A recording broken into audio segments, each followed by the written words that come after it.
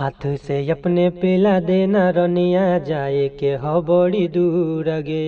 दो चार शॉट लगेबे गांजा के आनंद मिलते जरूर गे। आज न रोके गे हमारा बड़ी मन करो हो हमार। आज न रोके गे हमारा बड़ी मन करो हो हमार। गांजा पी के गे रनिया हम जइबो देव घर।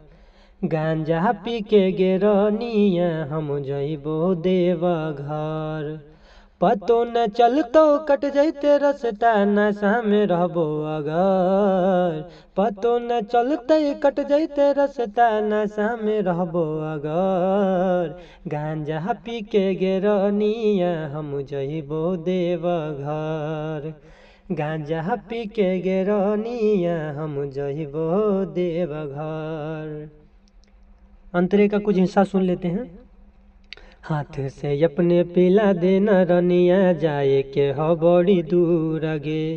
दो चार शॉट लगेबे गांजा के आनंद मिलते जरूर गे।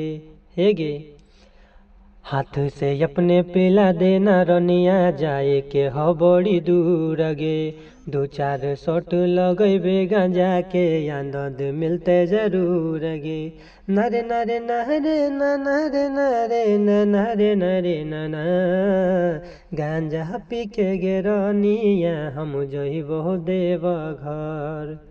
गांजा पी के गे रनिया हम जइबो देव घर। तो दोस्तों इस सॉन्ग को किसी भी सिंगर भाई को पूरा लिखवाना है तो आप हमसे कम चार्ज में लिखवा सकते हैं। मगही का सॉन्ग है, बोलबम सॉन्ग है। गांजा पी के जइबो देवघर सॉन्ग का नाम है। कोई भी सिंगर भाई